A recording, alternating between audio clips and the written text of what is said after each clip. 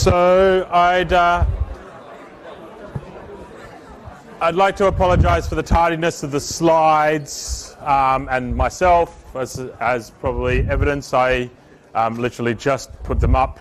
So there's already a typo I can see. We actually are in week 6. So today I'm going to start, we're going to move on from induction.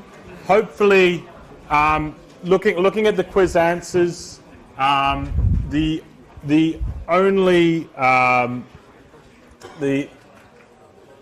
did set the quiz question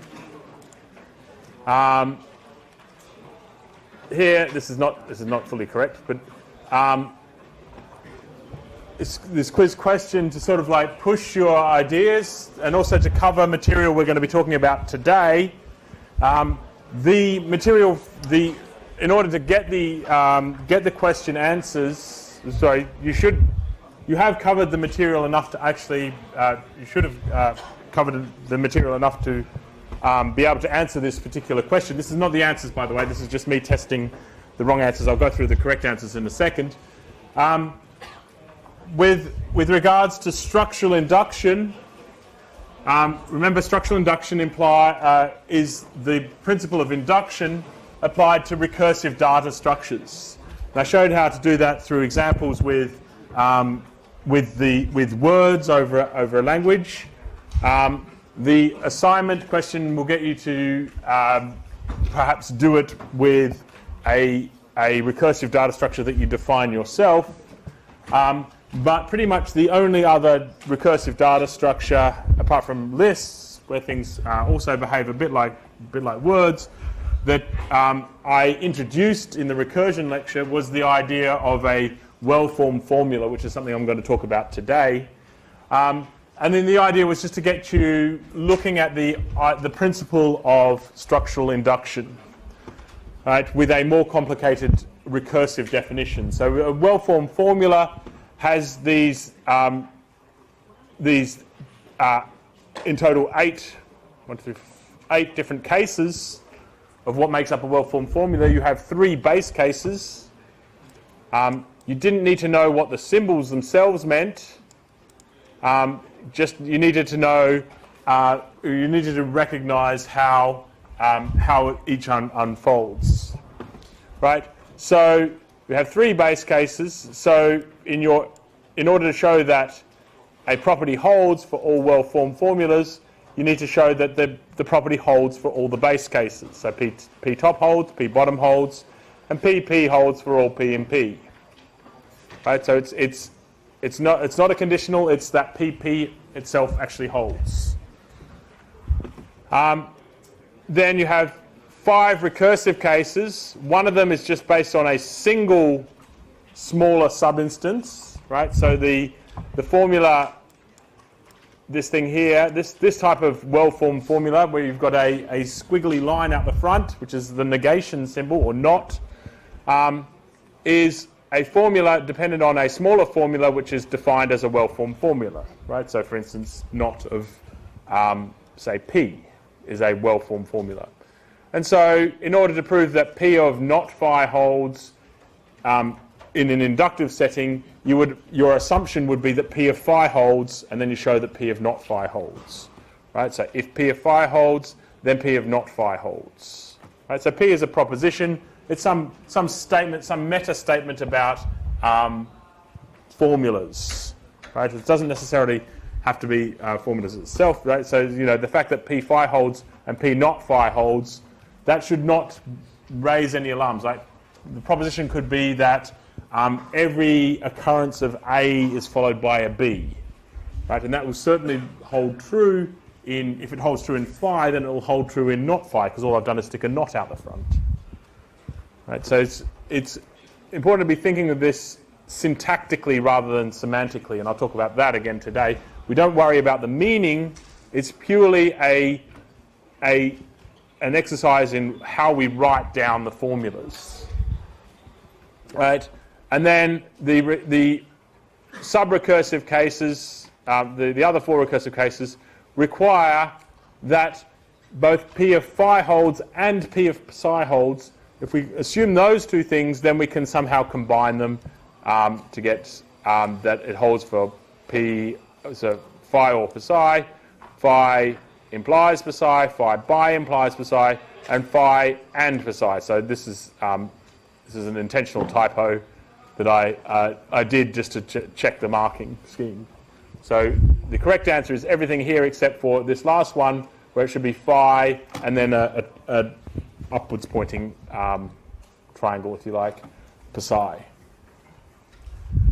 So that's general. The idea of the question was just to get you thinking more about recursion, but also to get you familiar with what we're going to talk about today, which is the notion of formulas. So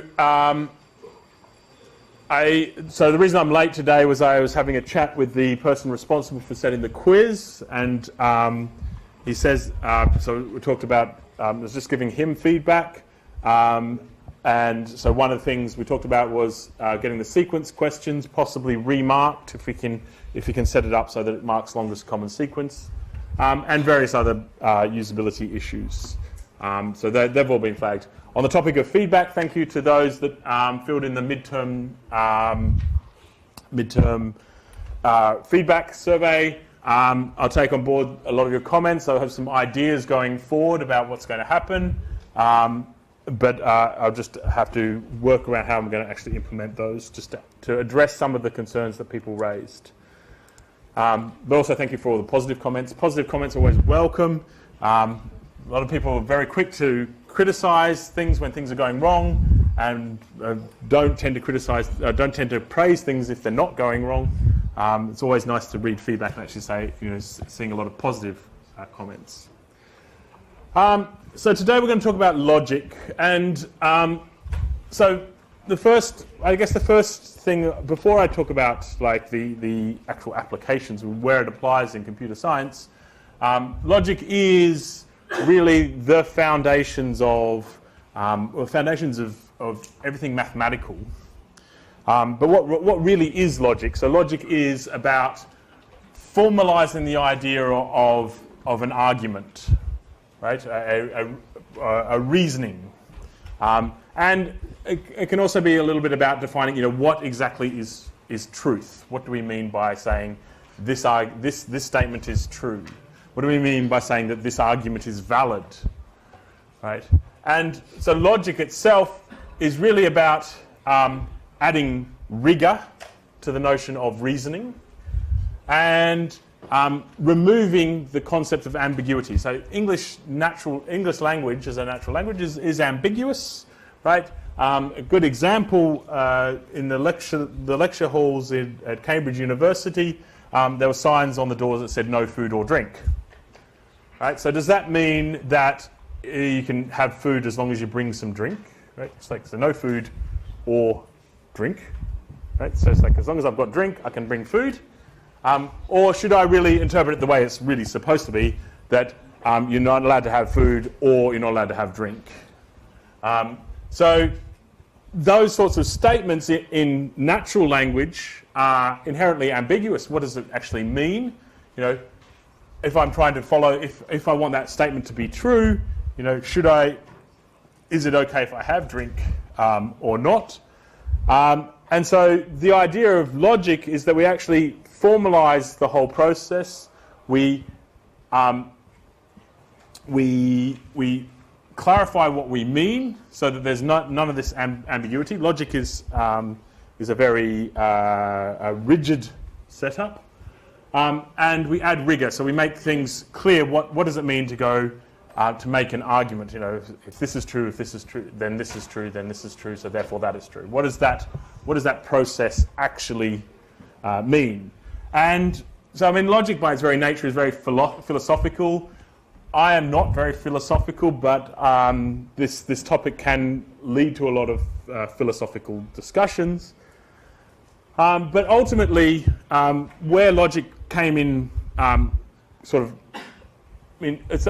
logic is all about reasoning. It started off historically as a philosophical debate, not really treated by mathematicians. In fact, mathematicians, up until quite recently, relatively recently, mathematicians were not, they were logical, but they were not formally logical.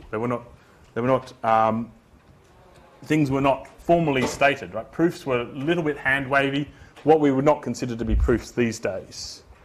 So the idea that logic became a mathematical discipline is something that's actually relatively quite recent, certainly in the history of logic. And why do we study it in computer science? Well, actually, the process of coming up with formalizing mathematics in logical framework actually created what we now know as computer science.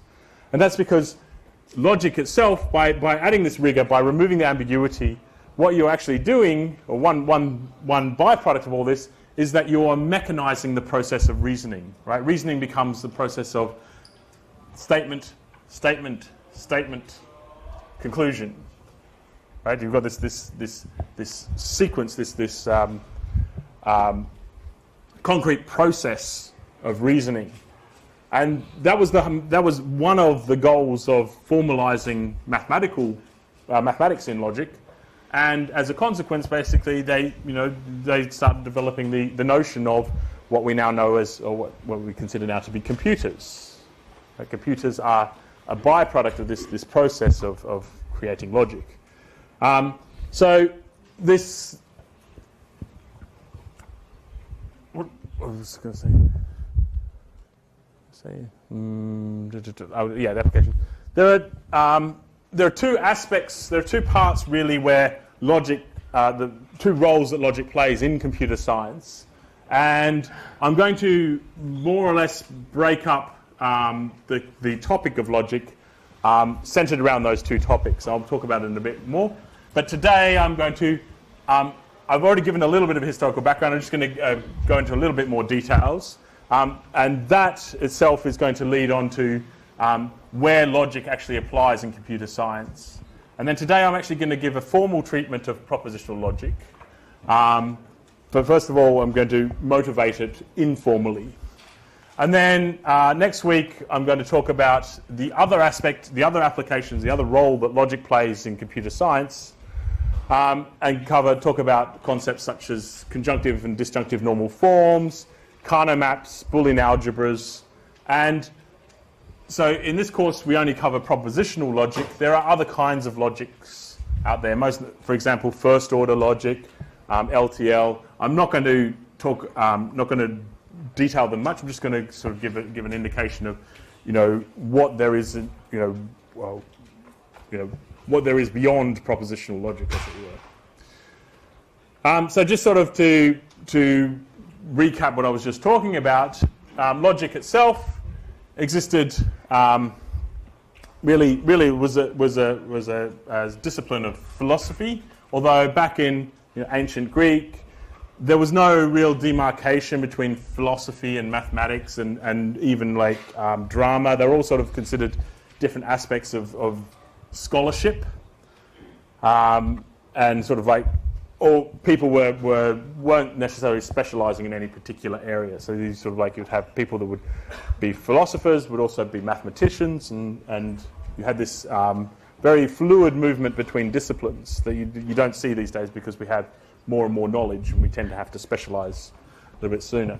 So logic itself was a philosophical entity up until, so we're talking ancient times here, about 600 BC, thereabouts. That's when Socrates was around, Plato, Aristotle, 400, 500 BC. So ancient Greeks, and there's a typo there, sorry, exclusive. But up until basically until about 1850s, well, actually late 19th century, early 20th century, mathematics itself didn't look at logic. Logic wasn't a mathematical discipline. So it goes down to, so although mathematics itself is logical, right, proofs have to be logical, you don't need to know the ins and outs of logic to actually understand what a logical argument is. And that's what, in this course, I talked about logical arguments right in the very first lecture. We don't cover logic until this week, and but that's the point. So I've motivated the fact that we need to do logical proofs in computer science, but we don't need to know logic in order to know to be logical. So what's the point of studying logic? Well, as I said, we'll get to that. Basically, computers themselves, or our models of computers, are as logical entities. And that has direct applications to some of the things that we like to do in computer science. So anyway, around the end of the 18th century, around the turn of the 19th century, around the turn of the 20th century, mathematicians started to try and formalize mathematics. So they said, right, okay, we've got this idea of a proof. What exactly is a proof? Right, so a proof is a sequence of logical statements. Okay, what do we mean by a logical statement? And so they sort of started to borrow very heavily from the philosophical area, and sort of like got those things. And around 1910, Bertrand Russell and Whitehead produced, actually from 1910, it was a 3-volume series over sort of 4 or 5 years. They produced what's known as the Principia Mathematica, which was a book, or a series of books, dedicated to proving all of mathematics from a set of base assumptions. Right? And this is, if you look up Principia Mathematica on Wikipedia, it highlights, a theorem that they came up with on page 165, which literally translates, when you decode it all, to 1 + 1 = 2. Right? So it takes them a whole lot of work. They have a set of base assumptions, but they logically derive things that we take for granted mathematically, like 1 + 1 = 2.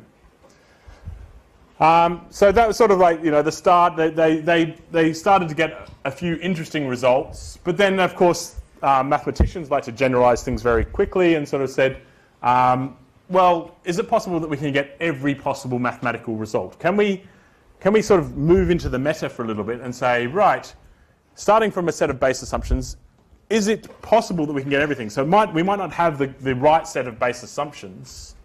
Certainly what we have seems to get a lot of things, but maybe we're missing a few things, but maybe we can add them in if we need to be. But is it actually possible that we can find a set of base assumptions that basically defines mathematics? And so that led to what's known as Gödel's incompleteness theorem. This is not the Einsteini's problem.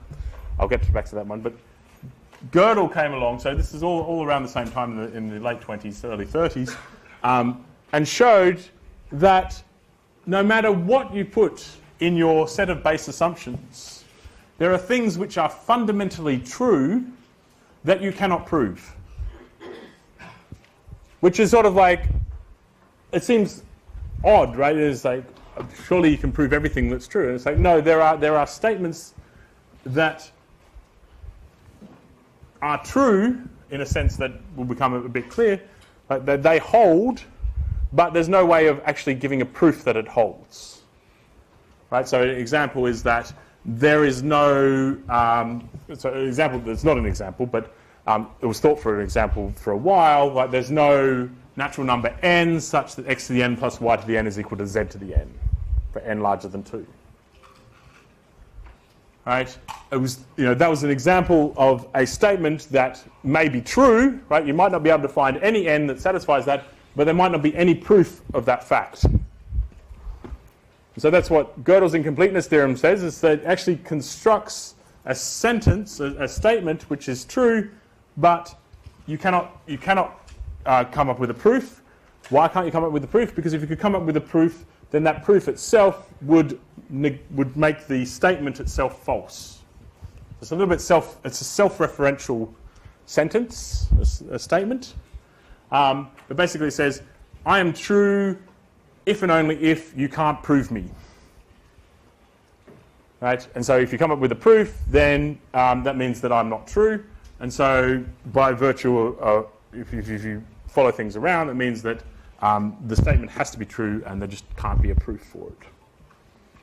So Gödel's incompleteness theorem basically shattered a lot of ideas. It's like, oh, there is nothing we can do to completely prove all of mathematics.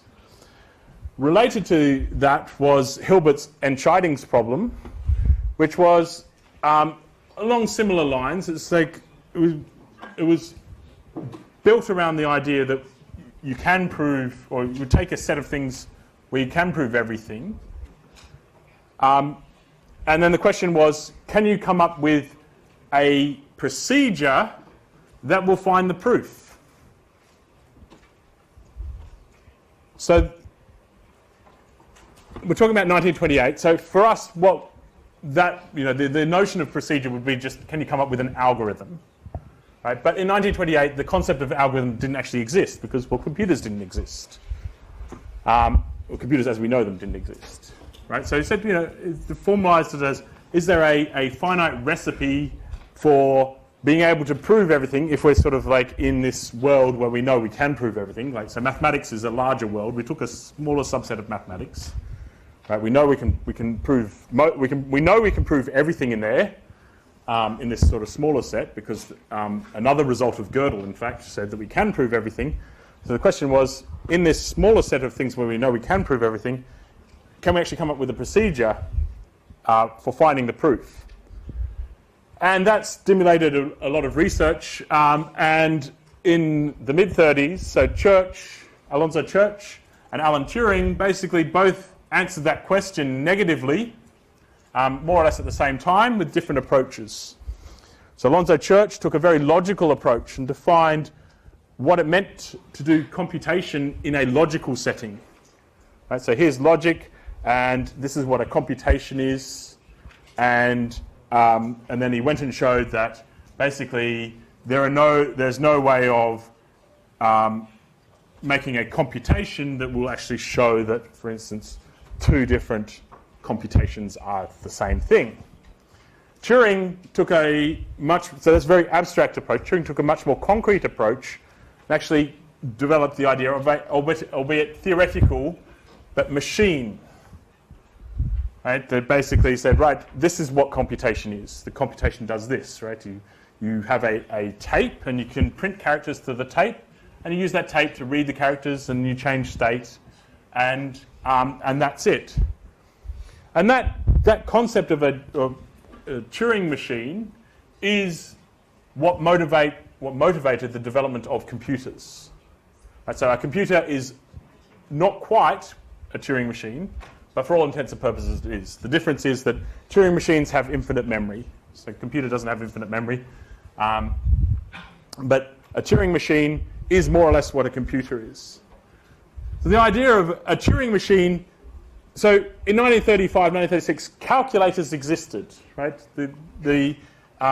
Charles Babbage came up with the idea of a calculator in the mid 1800s, thereabouts, early to mid 1800s. So there were mechanical devices for actually making computations, like abacuses have been around for thousands of years as well. The difference between a computational device, a calculating device and a computational device, the difference between a calculator and what Turing proposed is that Turing's computational engine was a symbolic manipulator. Right? It did more than just crunch numbers. It basically allowed you to do things like, for instance, simulate other Turing machines. Right? It dealt with computation at a logical level, at a more general level than just numbers. And that was fundamentally the difference, right? You do this, and then Turing said, right, I've got a machine. I know what computation is. Computation is what my machine can do. And then he showed that there are programs that you can't write a machine for, right?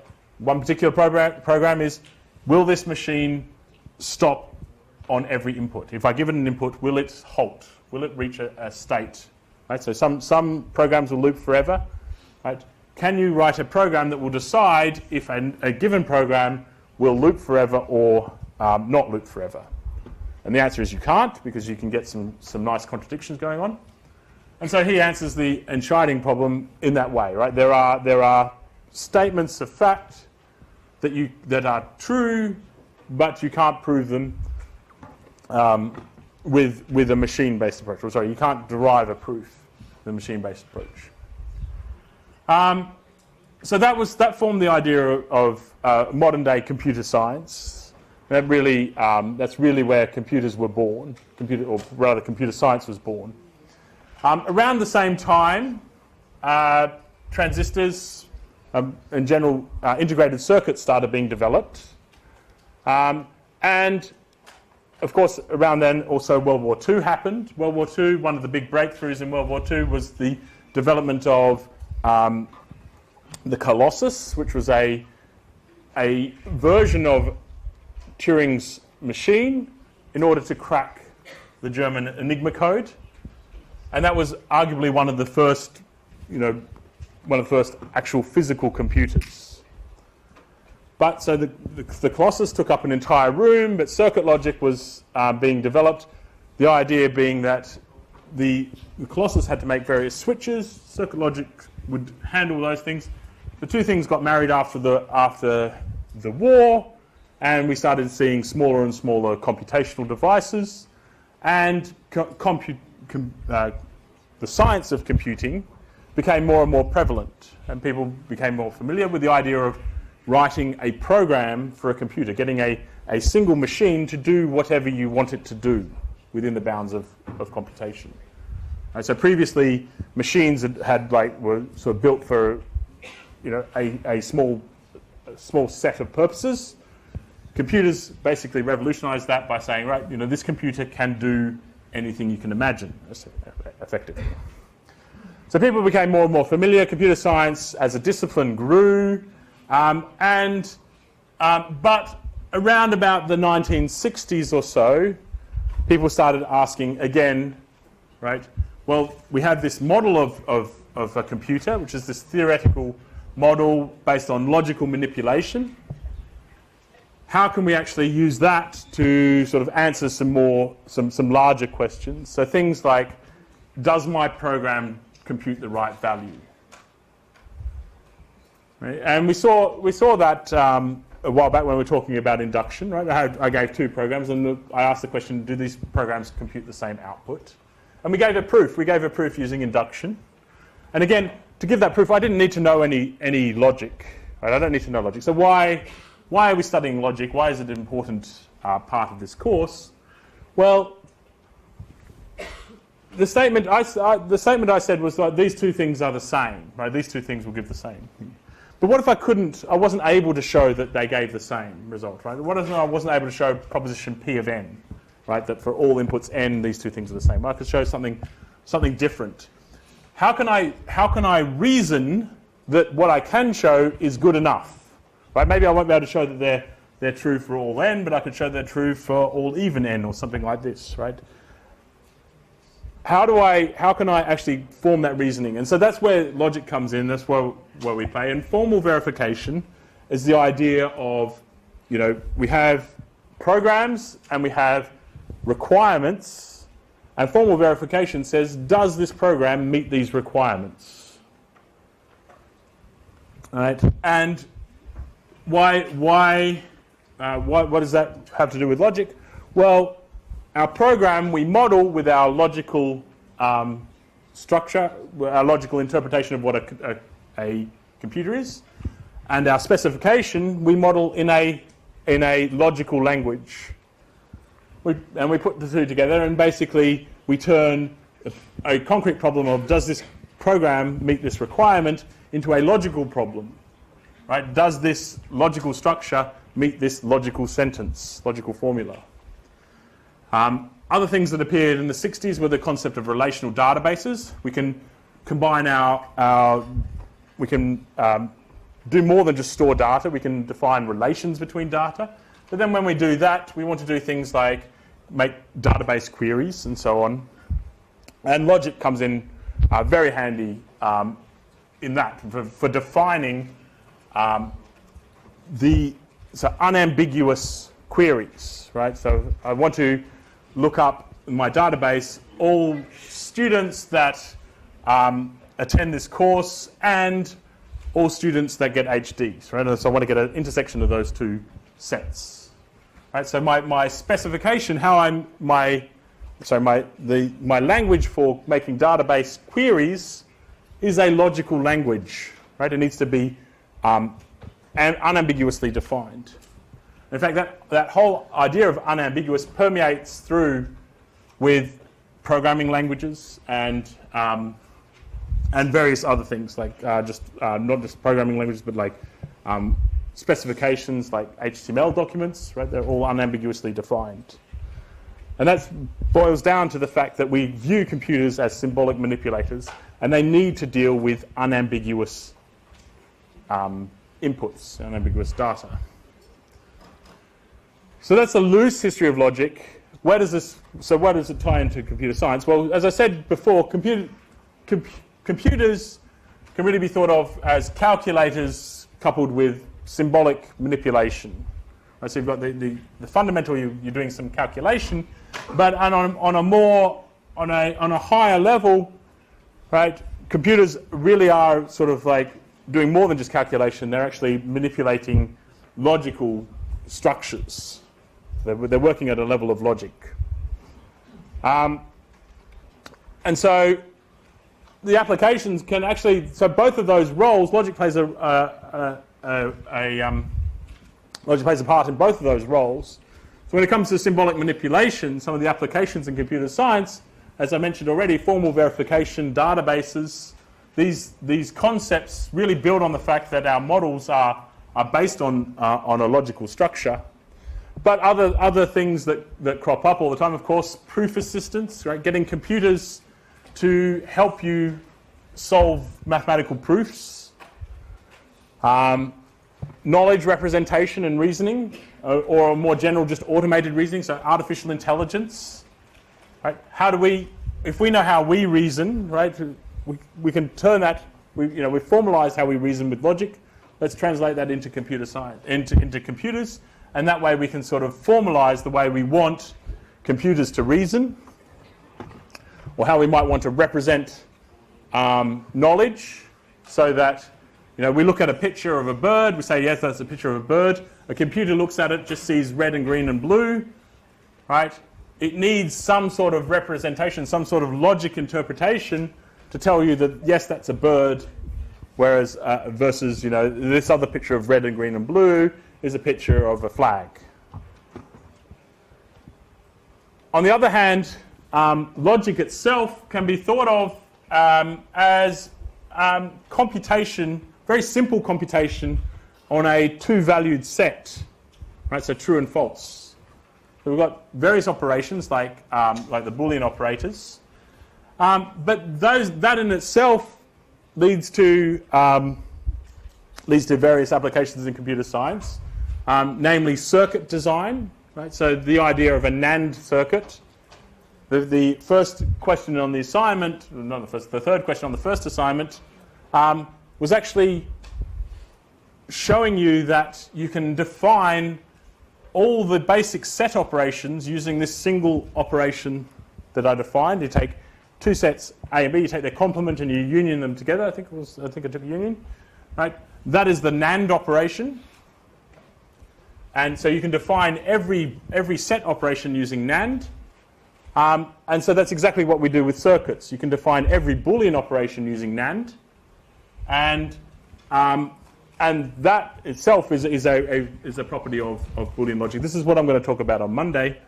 But that leads to sort of, how do we design circuits in order to do computations, right? How can a circuit, basically all a circuit knows, or all bits of circuits know, are zeros and ones. How can we turn knowing zeros and ones, being able to combine zeros and ones in a particular way to, for instance, add up numbers? But on top of circuit design, you can talk about code optimization. There's an example today about that. And you can talk a little bit more general than two-value computation when you talk about a more general notion of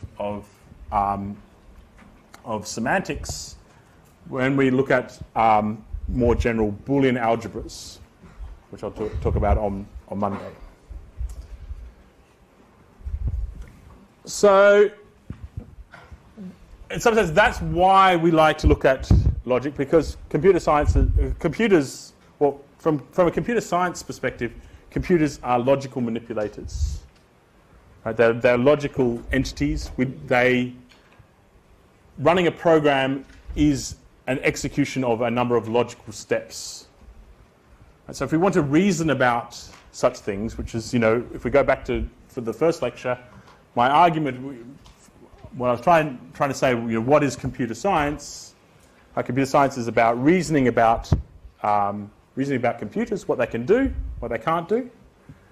If we want to reason about that, then we fundamentally need to know about logic. Logic in computer science is a tool for being able to make further statements.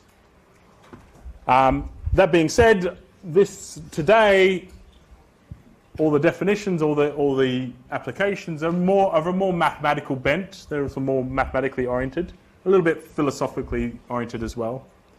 But once we formalize what logic is, it's easy to see how it extends to, for instance, other logics, or to other concepts in computer science, for instance, programming, or writing specifications and things like that. So I should mention that we're talking about, in this course, we're talking about propositional logic, which is the reasoning of propositions. Right, so the base object, the ground object of a propositional logic is a proposition. Right, and so a proposition is, in philosophy, in natural language, a declarative statement, something that is either true or false. Right? And it doesn't have to necessarily be you don't have to think of it as like being always true. It's like we always think of propositional logic in a single instance, in a single world. Right? So in this world, 3 divides 24. Right? So this proposition in this world that we live in right here, right now, 3 divides 24, this proposition is true. But we can imagine conceivably other worlds where 3 doesn't divide 24. Right? K5 is planar. This is something we'll see when we talk about graphs. But here's another example. X to the n, y, that's not a good example. X to the n plus y to the n plus z to the n has no non-trivial integer solutions for n greater than 2. So this proposition here, a little bit subtle, but this x and this y and this z are quantified. This actually says that for all x and y and z, there is no solution x to the n plus y to the n, or all x, y, z, and n. There's none of this. That'll become important in a second when I just talk about give some non-examples. But things like Richard Nixon was president of Ecuador, right? So that in this world, here and now, this is a false proposition. But we can imagine a world where it might be true. Right, and something perhaps a bit more relevant, Euclid's algorithm gets stuck if you plug in 0. Some examples, some non-examples, if you like, things that are not sentences in English-ish, which are not things that are either true or false. Things like, nonsense sentence, gumble, gimble, goo, or I can't remember the word. Imperative sentences like, for Pete's sake, take out the garbage, or questions, did you watch Media Watch last night? Requests, please waive the prerequisites for me. X divides Y. So without quantification, this thing here is not something that's either true or false, but basically it needs me to give an X and to give a Y. And once I give an X and give a Y, then it becomes a true-false thing. So this is like a function that takes values for X and Y and will give you a true-false. Or in other words, it's a relation. Right, same here, X equals 3 and X divides 24. This is also a relation. It needs me to plug in values for X in order to make it true or false. Right, the previous one here, this X, Y, and Z is different because it doesn't there's an implicit, you're testing all the x, y's, and z's as part of the statement, right? So no non-trivial integer solutions. There's no x, y, z that satisfies this, is the actual statement. Whereas here it just says x equals 3 and x divides 24. I'm not saying, if I made that the statement, there is an x such that x equals 3 and x divides 24, then that becomes a proposition. Right? As it stands, without sort of saying that there is an x, or for all x, something like this, or for giving it a specific x, this proposition is not a this is not a proposition. This is something which, if you give it a value for x, will give you a proposition, i.e. it's a relation. Right? So here, this is a relation that depends on x and y, and this is a relation that just depends on x.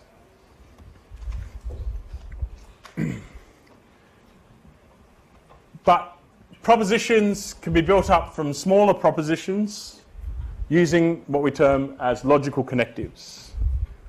Right? So, example for, either Bill is a liar or Hillary is innocent of Whitewater. Right? So these Bill is a liar and Hillary is innocent of Whitewater are both propositions. Right? I can combine them into a larger proposition, either Bill is a liar or Hillary is innocent of Whitewater. It's not the case that this program always halts, right? So this program always halts is a proposition. It's not the case that this program always halts is a larger proposition. If it is raining, then I have an umbrella, right? It is raining, I have an umbrella are both propositions.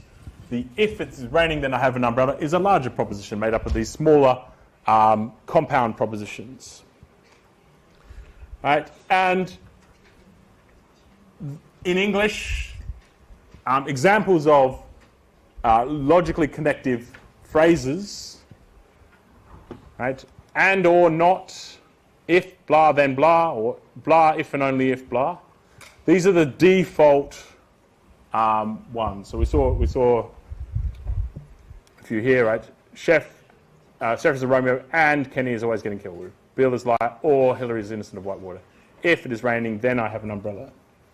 Right, so the default ones, and these are the ones that I will almost inevitably use because I don't like translating logical sentences, well, English sentences into logical sentences. I get confused myself, and I'm a native English speaker.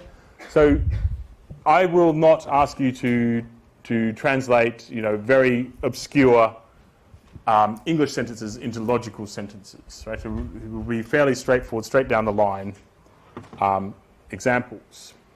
However, you should be aware of other logical connective type words. Right? So things might not necessarily always be phrased as if blah then blah, or blah if and only if blah. Right? Some other things, and particularly implies and by implies is something that I will use when just talking about formulas on the board. But like whenever, right? So A whenever B is the same as if B then A. Or is sufficient for, right? A is sufficient for B, is the same as if A then B, yep. Or, is necessary for, right? B is necessary for A is the same as if A then B.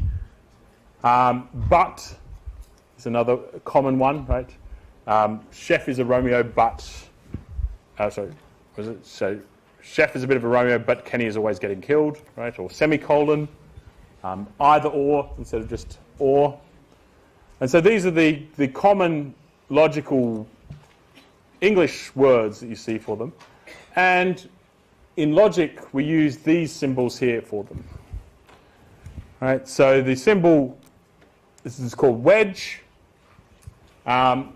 is for and. This one called V is for or. This is slightly different from the V on the keyboard. Wedge is also slightly different from caret, shift 6. They're a bit like intersection and union is the best way to remember them. Right? So remember intersection, A intersection B is the set of things that are in A and in B. Right? The intersection, the and, the second letter looks like an N. This looks like an N or an A. The V actually comes from ancient German, I think, Vau, if I remember rightly, literally meaning or. So that's why it's written as a V. But again, it's like union. If you rounded everything off, it would be union. The not symbol goes out the front. It's a little hook. So sometimes people write it as tilde.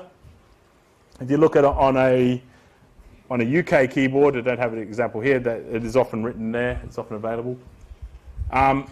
Implies, right? We've seen the double arrow version, right? Here we have a single arrow version, and the by implies single arrow version. The thing to remember about logical connectives is that they connect propositions to make larger propositions. They are operations, right?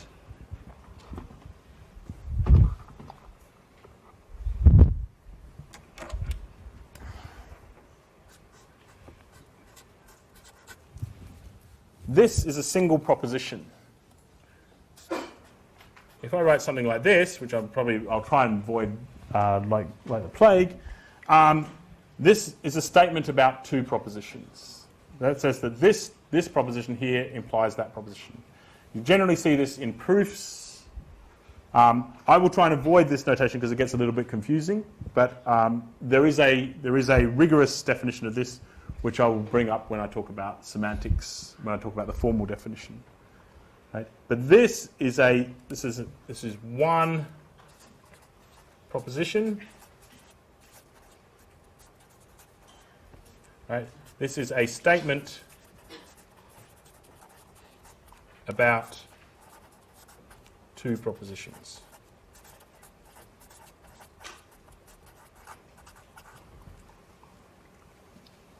Right, so that's the important thing to remember. So single arrow is the connective, is the thing that binds, that takes two propositions and creates a meta proposition. But of course, in the informal sentence, in the formal statement, if blah then blah, right? It should be clear that like the sentence if blah then blah is a single proposition. The truth of a compound proposition depends on the truth of its components, right? And the components, the components themselves could be compound propositions, and the components of those could be compound propositions. We keep going all the way down. Eventually, we're going to get to base propositions, right? Which we call atomic propositions. Right, so in the case, the compound proposition, Chef is a bit of a Romeo and Kenny is always getting killed, which I'm going to call, just for simplicity, I'm just going to call proposition P. Right, the truth of P depends on the truth of whether Chef is a Romeo and Kenny is always getting killed. Right? If we're living in a world where Chef is a bit of a Romeo and Kenny is always getting killed, then the proposition, the compound proposition, Chef is a Romeo and Kenny's getting killed, is itself true in this world. But if in our world either one of these atomic propositions is false, then the compound proposition itself will be false. Right? If Chef is not a bit of a Romeo, then it's not the case that Chef is a Romeo and Kenny is getting killed. Right? Because and somehow is more restrictive than each of its components. And the same thing applies for all the other connectives. We have relation like this. So basically, if A is true and B is true, then A and B is true. A or B is also true. Not A is false. Right? If A is true, then not A is false. A implies B is true. And I'm going to talk about implication in a second. But A by implies B is also true. Right, so A by implies B. Right, A is true if and only if B is true. So if A is true, then B is true. Then the by implication sentence is itself true. Likewise, if A is false and B is false, then the by implication sentence, the A is true if and only if B is true, is also true. Right, so this by implications can be thought of as a proposition which checks the truth values of both A and B, but it's a little bit, it is an operator, right? It just basically say you give it true and true, it'll give you true, you give it true and true, it'll give you you give it true and false, it'll give you false.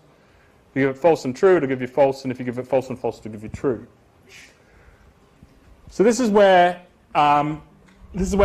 mathematics and computer science deviate from philosophy, right? So as far as mathematics and computer science are concerned, this is how we define the operators, the logical connectives, right?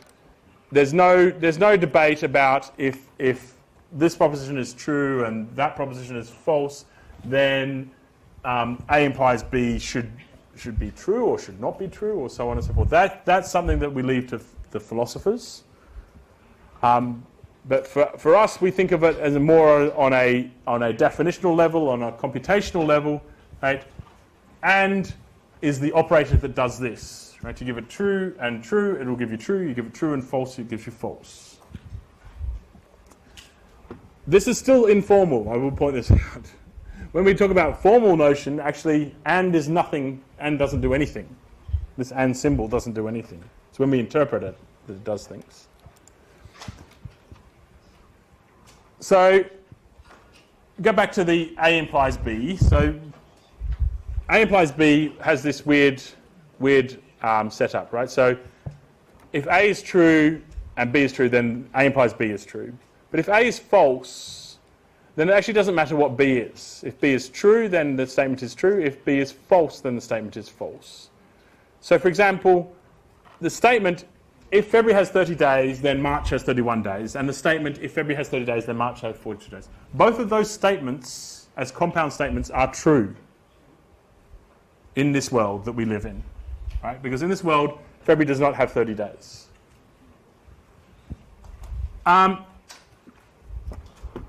Why is that? Well, it sort of comes down to the idea of, or do I have an example here? No, don't have an example here.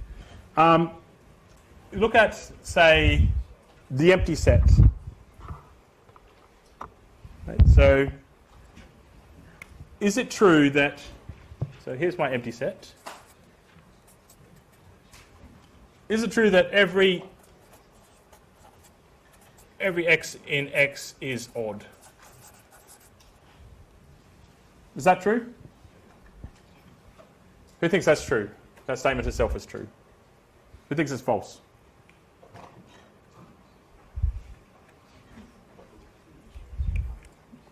True? True? False? Okay, people are happy that that statement is true. Right?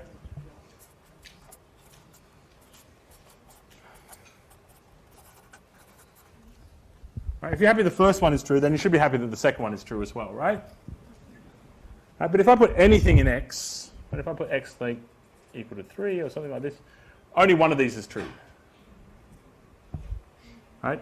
And if I do something else, like something like this, then actually neither of these are true.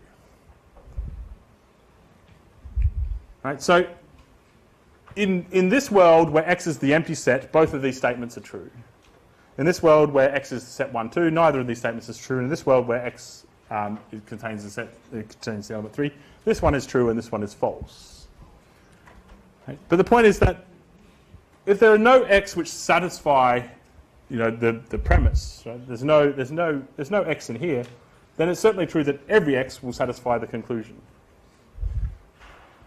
Right? And that's the idea behind vacuous. That's the loose argument. People do struggle with this concept, but I think one of the easiest ways to do is to go back and think, well, the implication operation is just an operation that we do. That if A is false, then it's going to return true, no matter what B is. And this in itself is open to debate, and people do debate it. And by sort of saying, well, no, it's not the case that if A is false, we can say anything about the statement A implies B. That leads you to the idea of other kinds of logics. Right, so in propositional logic, implication is just material implication. It's just if A is false, then this thing will be true. But you can come up with other logics where you say, right, if A is false, then I'm going to define this A implies B to be something else. Right? And that leads to the idea of intuitionistic logic. right, which has applications in computer science as well, and it kind of makes a little bit more sense as a logic for talking about reasoning. Right? If I haven't established that A is true, then I shouldn't be able to say anything about A implies B. Right? So, in order to say something about A implies B, I need to establish that A is true, and then I can say, right, well, A implies B is going to be true as long as I've established that B is true. But you don't necessarily have to say it's false. You sort of say it's this extra thing, you know, this additional constraint, this thing I need to establish. And it's thoughts like that do lead to different logics, like intuitive logic, that have various applications. One application, for example, when it comes to sort of propositions, so propositions are things that are either true or false, but there's no concept in a proposition of, for example, evolving over time, right? Something might be true now, might not be true in 5 minutes, right? But I might want to be able to distinguish that this is true now, but it's not true in 5 minutes, right? A good example, I'm talking about, you know, if I press the brake pedals, then the brakes will be applied, right, within 5 seconds. You know, I want this extra quantification. So, you know, by moving on the sort of like thinking about things like, you know, time or belief is another example. You know, I believe that it's the case that you're all going to pass. Right? That's something that's neither true nor false. It's sort of like it's something that's a little bit more flexible than that. It's contingent on sort of what my belief system. So, as an example to work through, right? So here's a set of a trio of propositions. You get an HD on your final exam. You do every exercise in the book, or you get an HD in the course. Translate these compound propositions into logical notation. So give just a few minutes to just think through that.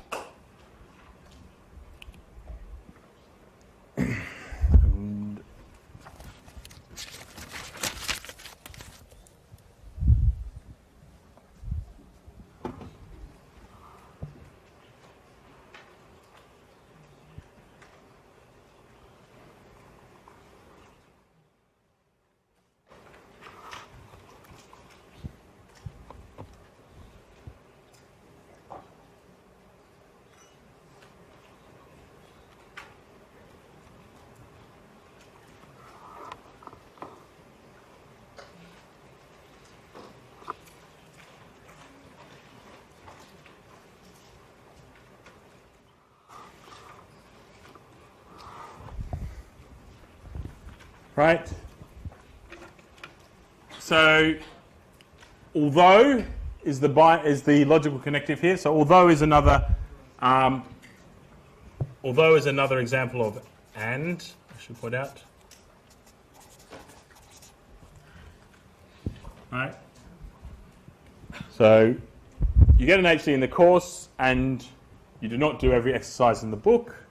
Right? So, you get an HD in the course is the proposition R, and you do not do every exercise in the book, right? Well, that's the negation of you do every exercise in the book, and the although is the logical connective to combine the two of them like that. So R and not Q.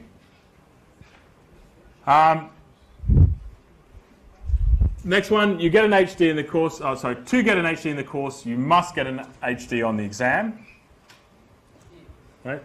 So. This is where I don't want to. I don't like doing this exercise. I always forget. So if you get an HD on the exam, then hang on. If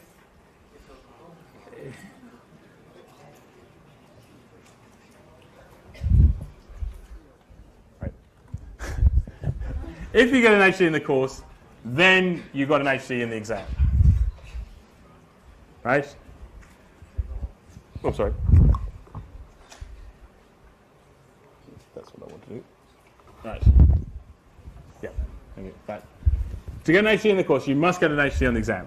So if you get an HD on the course, then you got an HD on the exam. Right? It's not a two-way street. You can get an HD on the exam, but not get an HD on the course. But if you got an HD on the course, then you must have got an HD in the exam. Right? So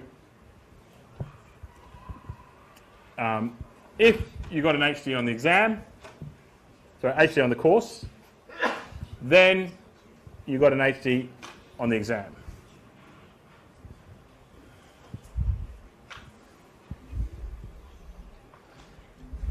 Right? And then the last one, you get an HD on the exam, but remember, but was the same as and. But you don't do every exercise in the book. Nevertheless, or again, it's another.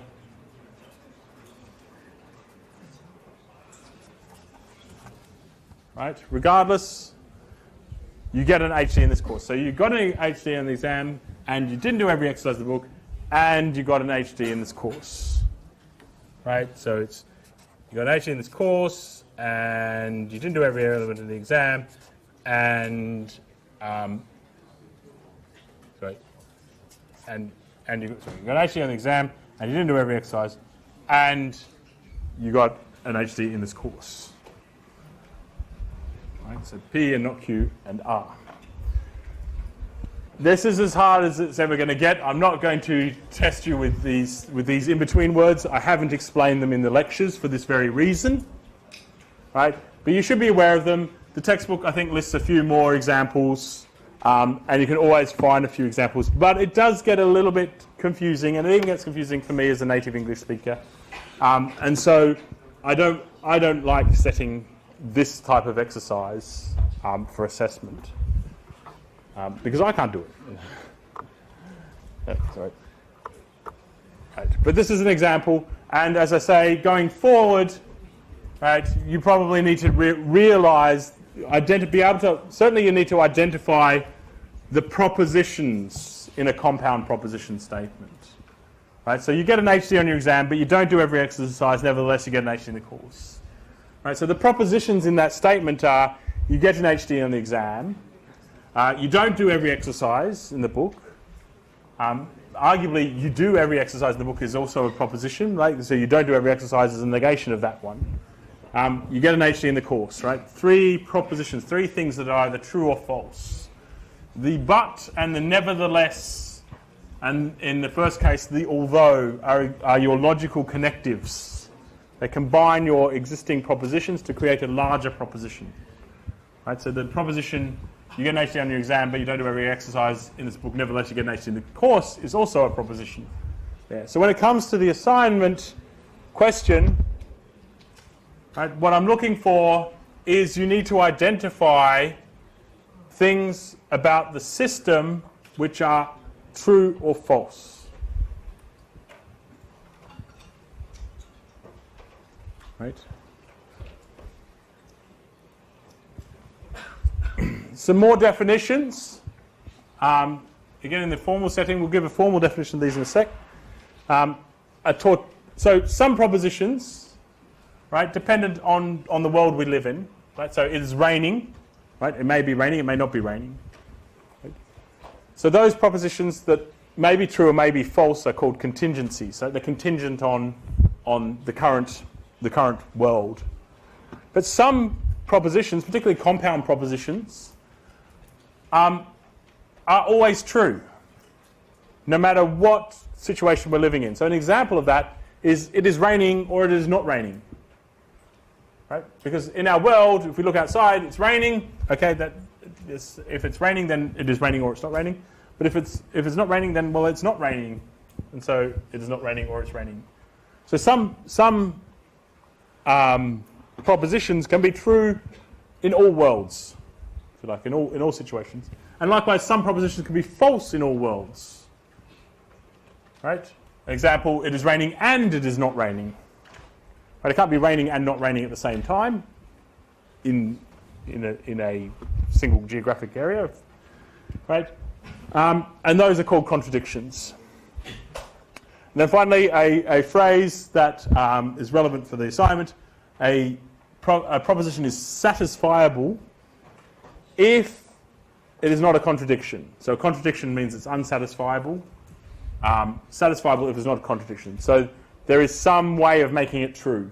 It might be true always. It might be true sometimes. Right? So it's either a contingency or a tautology. Is what is satisfiable.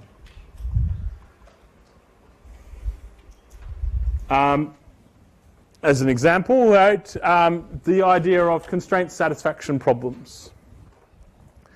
So we see this. This is as another example is the assignment question 4 on the assignment, right? The idea is that we have a certain setup, right? If John comes, he'll get hostile if Sarah's there. If John comes, then Sarah won't be there. Sarah will come if Kim will be there also. Kim says she will not come unless John does, right? So we have a set of propositions, things that we want to be true, a set of requirements that we need to be true. And what I'm going to do is I'm going to say, right, these requirements, if these requirements are satisfiable, that means that I can there's some way of making them all true.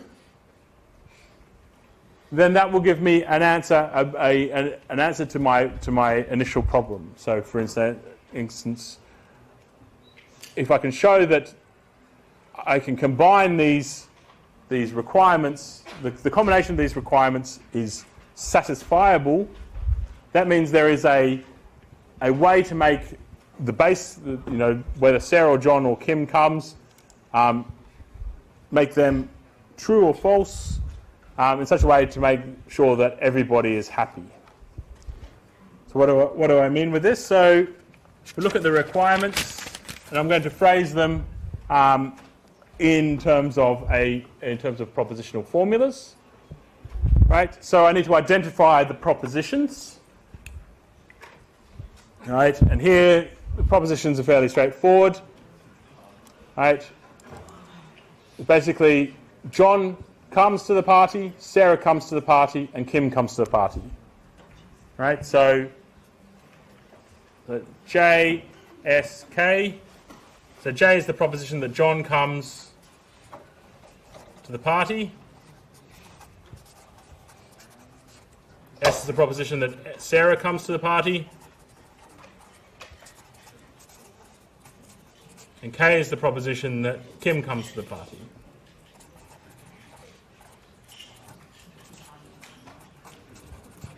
Right? So I've defined my propositional variables. I'm now going to state the requirements.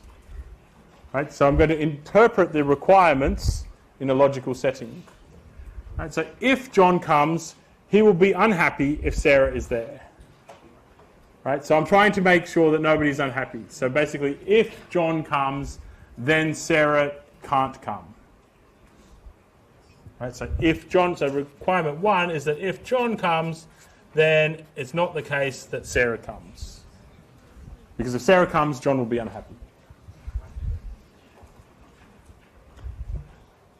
Requirement 2, Sarah will only come if Kim will be there also. Right? So Kim can come without Sarah, but if Sarah comes, then Kim has to come. If Sarah comes, then Kim has to come.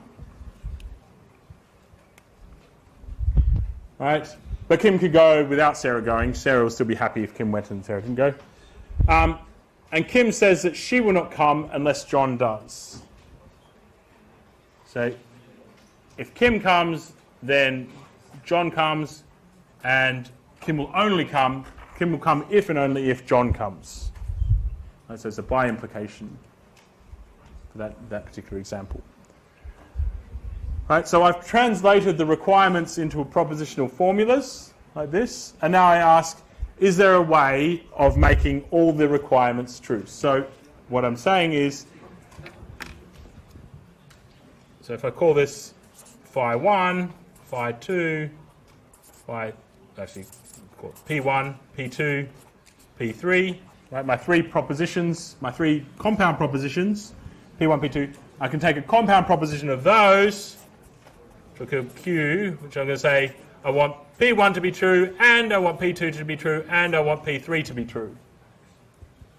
Now my question is Q as a propositional formula satisfiable? If Q is satisfiable, right, that means that there is a way to make Q true. I can come up with a world environment, assign some value of truth value to JSK, which makes Q true. Right? One thing I could do is to make, so if I make J, S, and K all false, right, then this is satisfied, right, because false implies anything is true. This is satisfied because false implies anything is true. And this is satisfied because both K and J are false. Right? So my solution to make everyone happy is to not invite anyone. Okay. I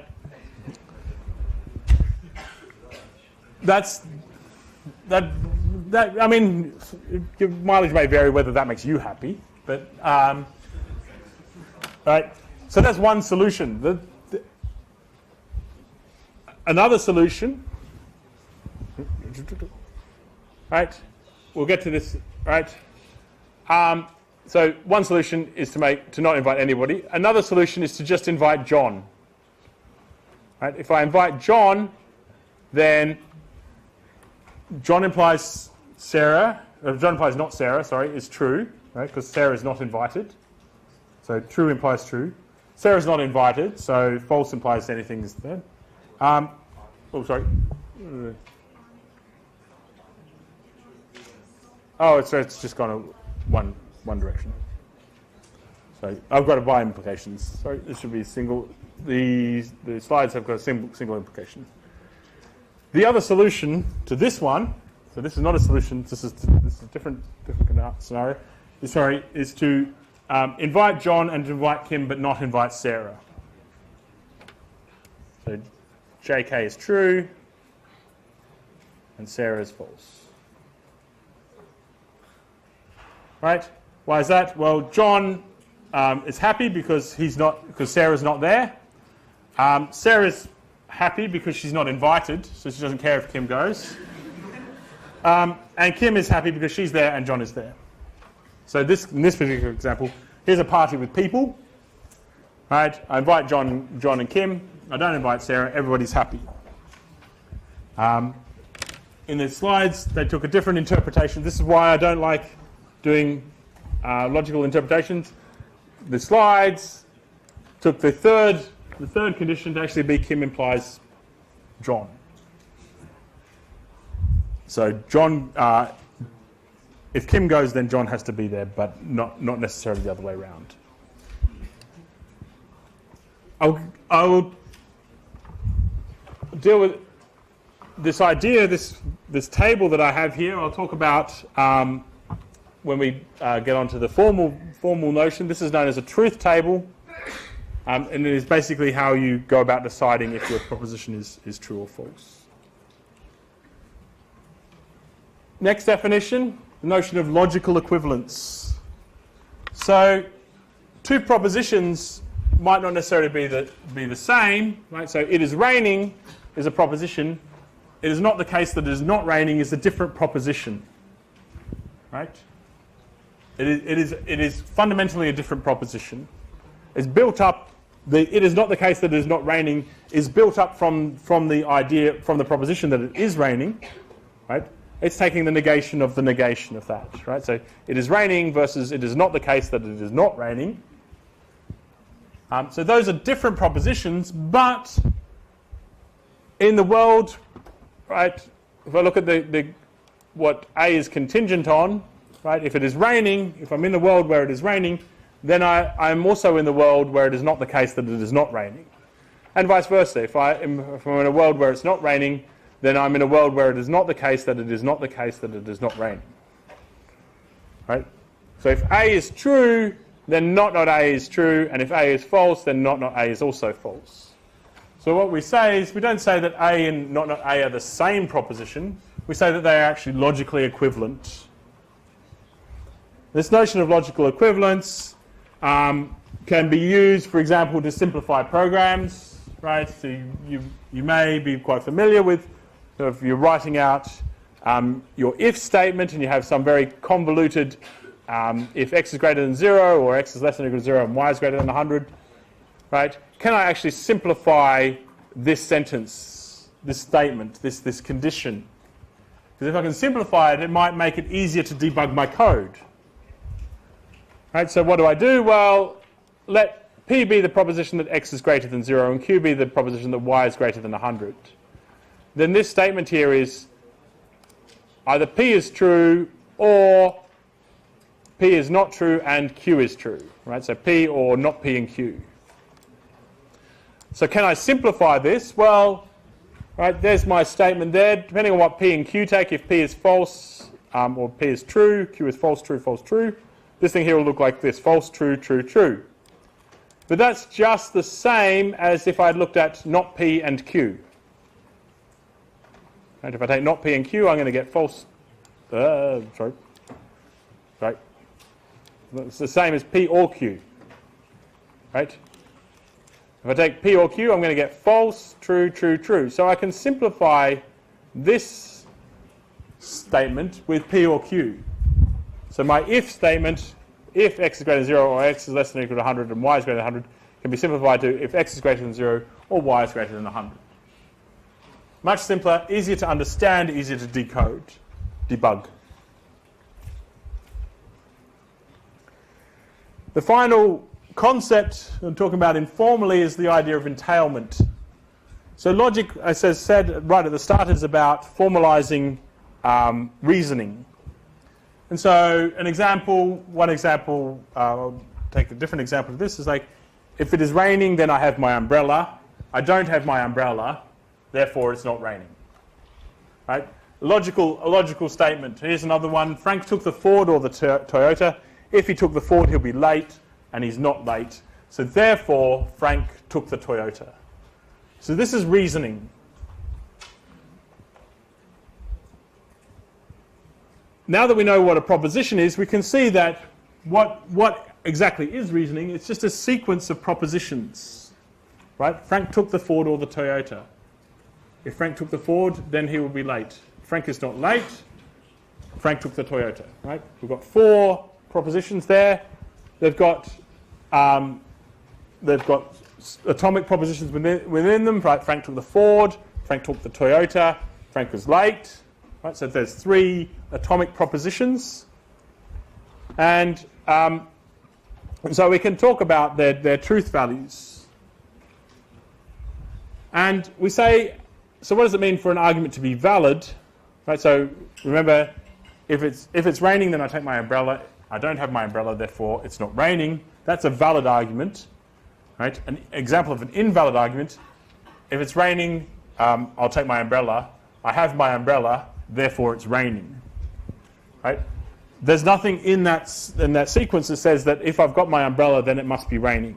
Right? All I've said that if it's raining, then I have my umbrella. I haven't said that I can take my umbrella if it's super sunny and I want to protect myself from the sun. Right? So that's an invalid argument. Here is a valid argument. Here's another example of a valid argument. And we say that an argument is valid if, right, when we assume that all the premises, so the premises are all the initial sets of propositions. If they are all true, then the proposition is also true. Right? So if we're in a world where all the premises are true, then in that world the conclusion is also true. Right? So if so an example again, if it's raining, I have my umbrella. I don't have my umbrella, therefore it's not raining. So in my world, so there are 4 possible worlds. Right? It is raining, and I have my umbrella. It is not raining. I have my umbrella. It is raining, and I don't have my umbrella. It's not raining, and I don't have my umbrella. In those, I'll write it out. In fact, it'll make it easier. Easy to see. Right? So, if it's raining, then I have my umbrella. I don't have an umbrella. Right. So these are two compound propositions. The atomic propositions are I have an umbrella, right, which I'll call U, and it is raining, which is R, right? So these two can be translated as if it is raining, then I have an umbrella, and I don't have an umbrella, so not you. So the world I live in, so there are 4 worlds where I can possibly live in, right? Both of these statements are false. This is false, this is true, this is true, this is false, and both of these statements are true. For this argument to be valid, I'm saying that the world I live in, everything in here, everything in the premises is true. So I live in a world where if it is raining, then I have an umbrella, and I live in a world where I don't have an umbrella.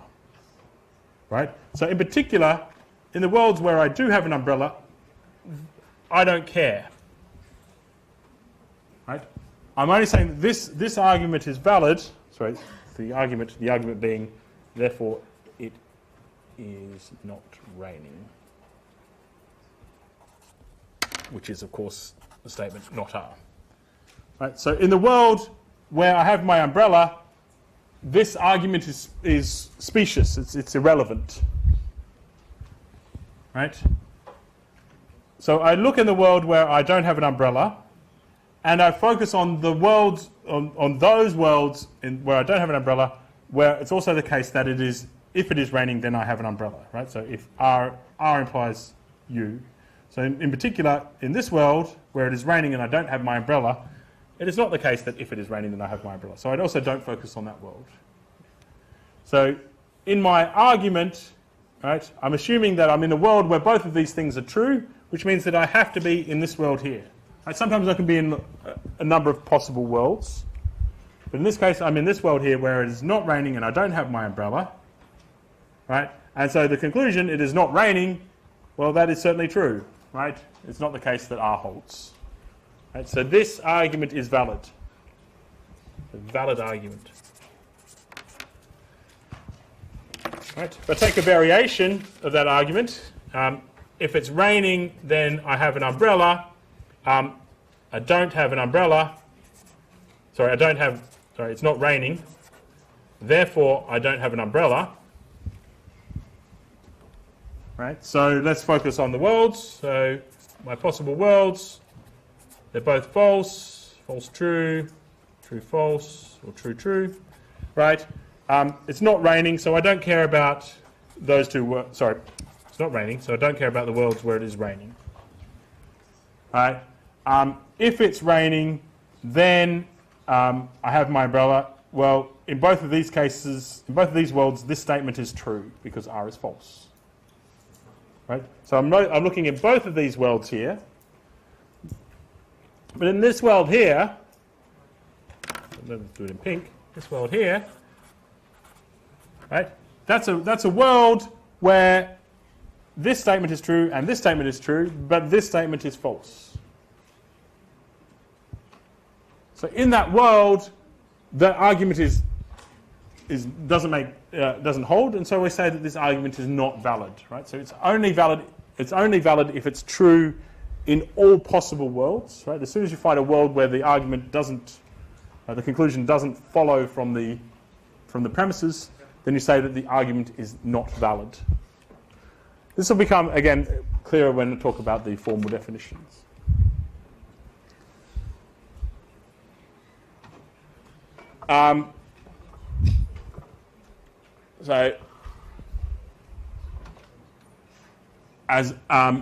We'll go through this particular example at the end, right? So this argument is, Frank took the Toyota, this will follow from those ones if you run through the possible scenarios. Frank took the Ford will not follow from those things. Again, we'll see what that is. I'll come back to. I think I'll come back to this one on Wednesday. I'll come back to that example on Wednesday because I think it might do better with the formal definition. So I'll come back to that example after we've gone through the formal definition. So that's logic informally, right? When we talk about, we have logical statements which we interpret as propositions. We break up propositions using logical connectives. And then we can do things, to reason about them, we talk about logical equivalence, or entailment, or validity, or satisfaction. Right? Those are the key things that we deal with, the questions we ask when it comes to reasoning about propositional sentences. But what is propositional logic in a formal sense? And the first step always when you're talking about logic, when you're defining logics formally, is to define both the syntax and the semantics. And these are two separate aspects of a logic. In fact, they basically make up the logic. So the syntax is how things are written down. The semantics is how you interpret the things that are written down. So a good example I always like to use is that rabbit and bunny written down are different words, but they mean the same thing. Right? They both mean an animal with ears. Now, if you ask my 4-year-old daughter whether rabbit and bunny are the same thing, she'll say a different thing because bunny is very special, whereas rabbit is just like something that hops on the ground. But semantically, they are the same thing, right? The same idea between in computer languages, right? The code that I had before, to compute the square of n, right? Return n times n versus for I equals 1 to n, r is equal to r plus n, return r, right? Semantically, those are different programs. Syntactically, those are different programs. Semantically, they're the same. They do the same thing. Right? I ascribe a meaning to the program, right? What it outputs given an input. Right? That in itself is the meaning of the program. I can compare meanings. I can talk about them being the same, but I can also compare their semantics. Right? They have different code, different level. And so that's the difference between syntax and semantics. So syntax is how we write things down, and we define the syntax of propositional logic is the definition of a well-formed formula. So in terms of stuff that we've already seen, they're already defined, basically we start with a set of what we call propositional letters. They're just letters, and we're allowed to have as many as we like, as many as we need. Right? And we just call that set prop, and then we take as our alphabet. Let's remember talking about words over an alphabet. We take all the propositional symbols. We take this weird thing here, which we call top. This weird thing here, which we call bottom. This weird thing here, which we call not or negation. A wedge, a V, a right arrow, a left right arrow, a left open parenthesis, and a right open parenthesis. Right. So those are all our symbols, right? Every letter of prop, and those 1, 2, 3, 4, 5, 6, 7, 8, 9, 2, 3, 4, 5, 6, 7, 8, 9 symbols. Right? And so I can talk about words over that language. Words over that alphabet, sorry. And I can talk about a subset. I can talk about a language of words. And those are what well-formed formulas are. The well-formed formulas is the language of words over sigma defined recursively as follows. Right? Top and bottom and every letter in prop is a formula, a well-formed formula.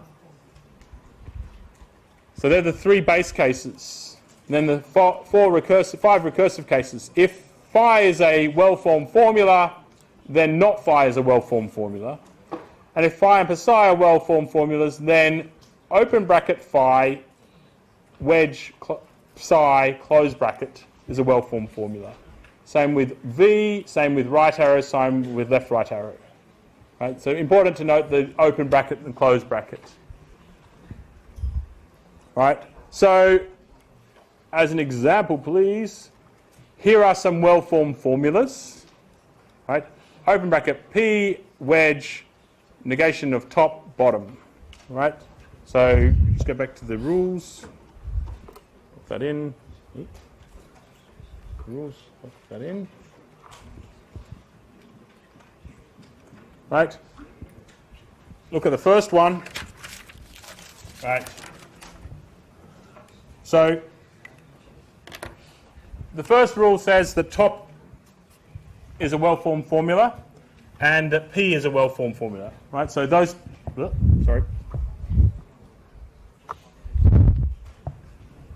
Top and P are both well-formed formulas.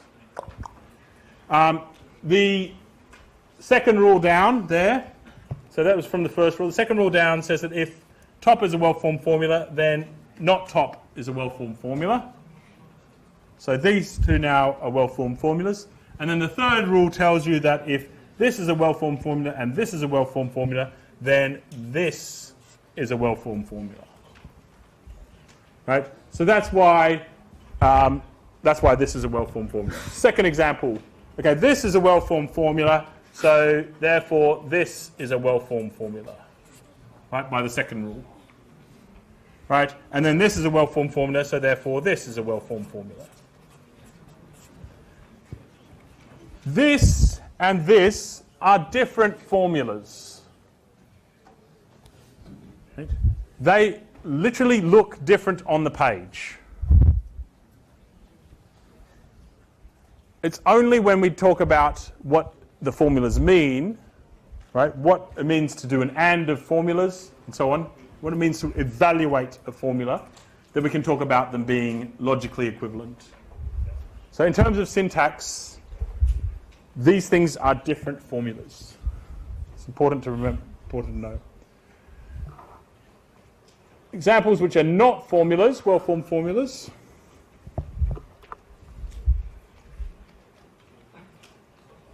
Right? Okay, clearly, so P, wedge, wedge. Right? This is a word over sigma, but it's not part of my language of well-formed formulas. Critical, I have to have the brackets, right? So P and not top is not a well-formed formula. It has to be, in order for it to be a well-formed formula, it has to have brackets there.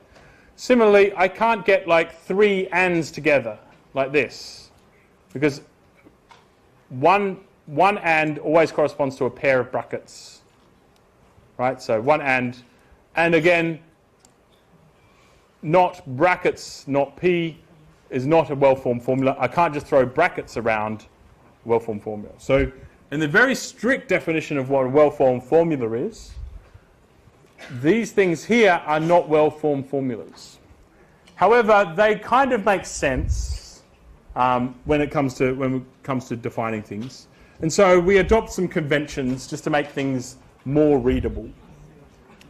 So the first convention we drop is that parentheses are omitted if there's no ambiguity.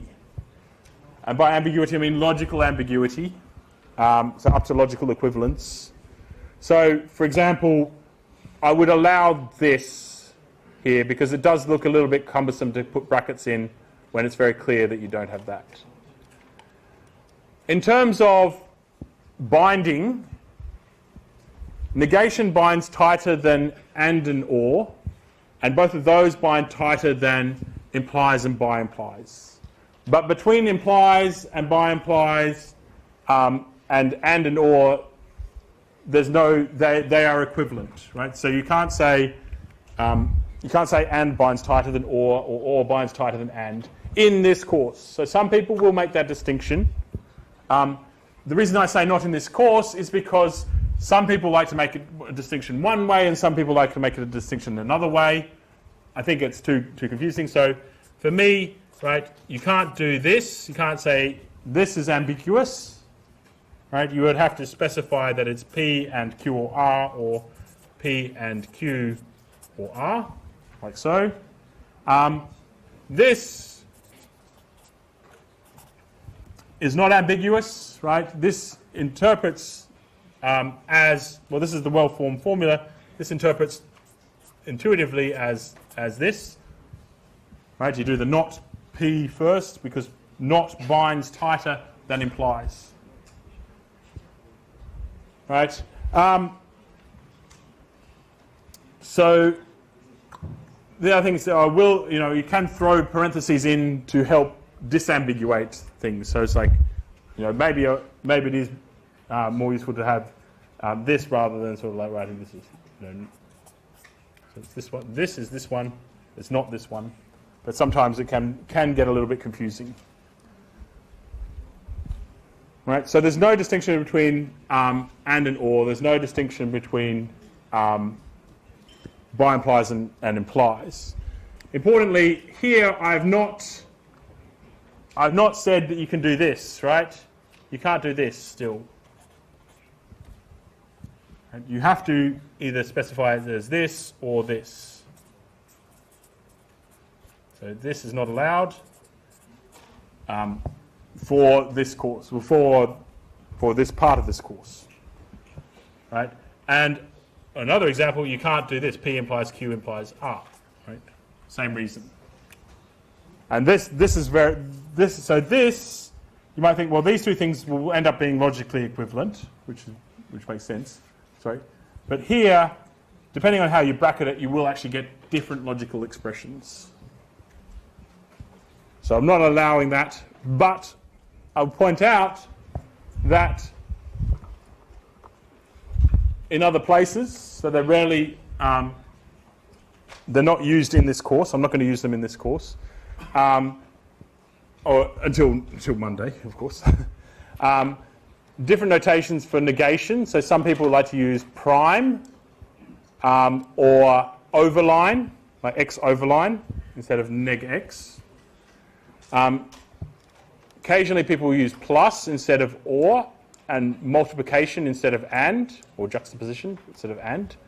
We'll actually see those conventions used on Monday when we talk about circuit design, those aspects of those things. A common assumption is that and binds tighter than or, and that sort of binds down to this, that relates to this assumption here, that you use plus for or and multiplication for and, right? Multiplication binds tighter than addition, so and will bind tighter than or. Another assumption is that and or associate to the left, so you can write P or Q or R instead of P or Q or R, and that implies and by implies associate to the right. So P implies Q implies R is really P implies Q implies R. Again, we will see this one, association to the left, when we talk about CNF and DNF. So I will actually, so despite saying that they're rarely used or assumed in this course, for today at least, and for the start of tomorrow, start of Monday, the start of next lecture, these are the only conventions I will permit, particularly for the quiz, I think is critical.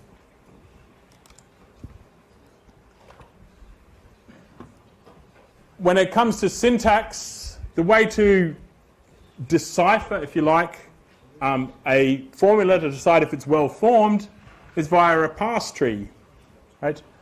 We saw before that how I showed that this formula here was a well-formed formula by building it up from known well-formed formulas and slowly building it up.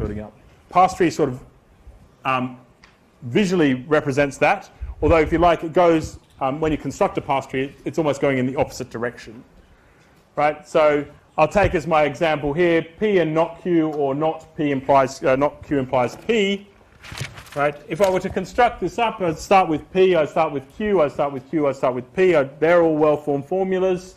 I can then take the negation of Q. I can then and P and not Q together, and I can implies Q and P together, and then I can do a negation and so on and so forth. A parse tree works, and the last step I'll do is to OR two well-formed formulas. A parse tree works in the opposite direction. right? You start with the topmost operation. Right? This is, if you look at this formula ultimately is an OR of two smaller formulas. Right? And so that's where you start. You start with this formula as an OR of two formulas. So it's an OR of two formulas. The formula on the left is an AND of two formulas, and the formula on the right is a negation of a single formula. Right? This formula on the left is an AND of two formulas. The two formulas as an AND of is P and not Q. Right? So it's an AND of P and not. And this negation is a negation of a formula. It's a negation of an implies formula. Right? P. So when you get to a base case, you terminate the tree. So P is a propositional variable. So we stop. Right? This is a negation of a formula. That formula is Q. Right? That's a propositional variable. So I stop. And this is an implication of two formulas. The two formulas are Q, which is a propositional variable, and P, which is also a propositional variable. So the parse tree for this formula looks something like this, right? And so that's a way of, if you like, confirming that a formula is a well-formed formula. If it's a well-formed formula, you should be able to extract the parse tree. And you can actually define parse trees recursively. I'll leave the slide there, but basically it's a nice, I think, exercise to sort of like see how. Right, so a parse tree is you have a function from formulas, well-formed formulas, to parse trees. Right, this tells you how to construct a parse tree based on a well-formed formula. Right, if the well-formed formula is top, right, is bottom, it looks like this. If it's a propositional variable, it's just a single node. And then the recursive cases of the formulas correspond to the recursive cases of the parse tree.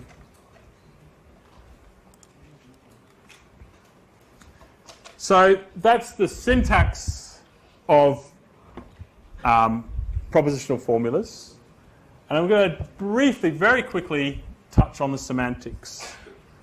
So to define the semantics, we start with what's known as the two-element Boolean algebra. And the two-element Boolean algebra I denote by B. It is just a set, two-element set, and the two elements we call true and false, or T and F, or 1 and 0. Right? And we have 1, 2, 3, 4, 5 operations on B.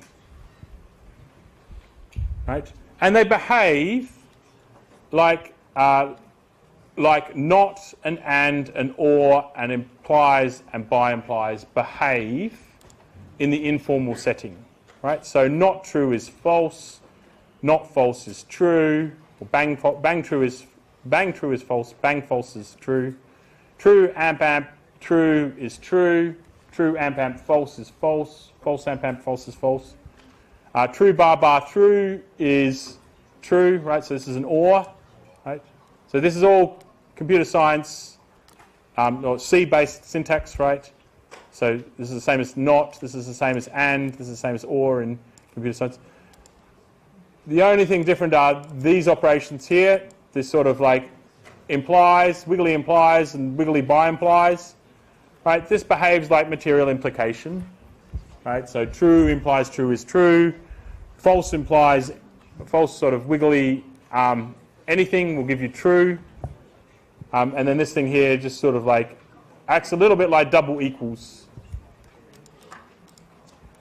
Right? But I'm leaving it as wiggly bar just to sort of like say, right, you know, this is true, true if true, and so on and so forth. So it's exactly as we had on slide 17. I'll show slide 17 just to... Right, so yeah, so bang acts like not, double amp acts like and, or acts like, so double bar acts like or, implies acts like implies, and by implies acts like by implies, right? So this table here tells you how these operations behave. So I want to separate the idea of these symbols, these and or and not, and then those are syntactic things. These symbols over here are semantic symbols. Right? And really this table here is a mixture of syntax and semantics, and that's why it's informal. Right? Really what I want to do is semantics, the meaning of a formula is just one of the values in B, in the two-element Boolean algebra. So what is the semantics of propositional logic? Right? Well, we define what we call a truth valuation. So a truth valuation takes a formula. So first of all, it's a function from propositional variables to Boolean, to B. Right? So it assigns to every propositional variable true or false. So in the informal setting we're saying, a valuation basically defines the world we live in. Right? It says this proposition is true, this proposition is false, this proposition is true. Right? It gives a true and false value for all our atomic propositions. We then extend it to all well-formed formulas, right, by defining what it means to be on well-formed formulas. Right? So the well-formed formulas are top and bottom and P, where P is a propositional variable. We know what V of P is, right? That's the definition of V. But we extend V to include V of top by saying V of top is always true. And we say V of bottom is always false. And then we have some recursive definitions here. V of not phi is bang V of phi. So we evaluate what V of phi is, and then we bang it. Right? So V of phi is going to evaluate to be something like true or false, and then I just apply the bang operator. Right? V of phi and psi, I evaluate phi, I evaluate psi, and then I amp them.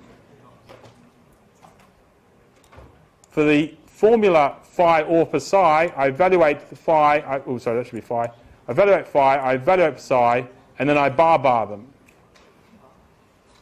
Right? Remember bar